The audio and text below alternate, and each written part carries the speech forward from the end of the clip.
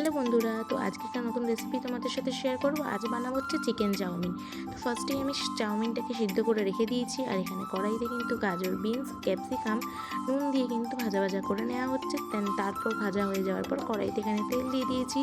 এবার হচ্ছে একটা ডিম নুন আর গোলমরিচ গুঁড়ো দিয়ে একটুখানি ভুজিয়া করে রেখে দেবো, মানে যেটা ডিমের কুচি করে রেখে দেবো তুলে।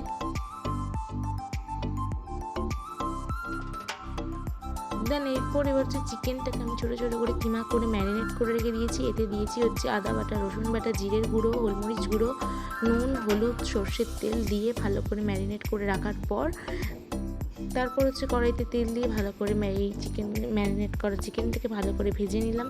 দেন ভেজে নেওয়ার পর এখানে আস্তে আস্তে দেখতেই পাচ্ছ অনেকক্ষণ নাড়াচাড়া করে ভাজা ভাজা হয়ে গেছে। দেন এরপর এতে দিয়ে দেবো চিলি সস, টমেটো সস দিয়ে ভালো করে গ্রেভি করে একটুখানি নাড়াচাড়া করে নেওয়ার পরই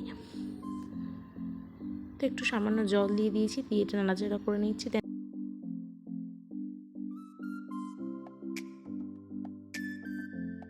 চিকেনটাকে তৈরি করে রেখে দিয়েছি। চিকেন কিমাটা তৈরি করে রেখে দেওয়ার পর এখানে কড়াইতে দিয়ে দিয়েছি পেঁয়াজ কুচি আর লঙ্কা কুচি।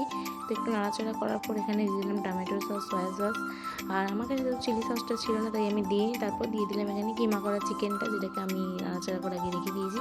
দেন এরপর দিয়ে দেবো হচ্ছে চাউমিনগুলো, একে একে দিয়ে দেবো হচ্ছে গাজর, বিনস যেগুলো ভেজে রেখেছি। তো একে একে সব কিছু দিয়ে ভালো করে নাড়াচাড়া করে নেওয়ার পর এখন দিয়ে দিচ্ছি, দেখতেই পাচ্ছ, ম্যাগি মশলা। তোমরা চাইলে চাউমিন মশলাও দিতে পারো, তো আমি প্রেফার করি ম্যাগি মশলাটা, তাই জন্য আমি সেটাই দিয়েছি। তো এরপর ভালো করে সব কিছু ইনগ্রিডিয়েন্টস ভালো করে মিশিয়ে নিয়ে নাড়াচাড়া করে নেওয়ার পরেই কিন্তু আমাদের রেডি হয়ে যাবে আজকে স্পেশাল চিকেন চাউমিন। তো তোমরা অবশ্যই জানিও কেমন হয়েছে। তো ফাইনাল কিন্তু এখন রেডি হয়ে গেছে, চলো এবার খাওয়া দাওয়ার পালা।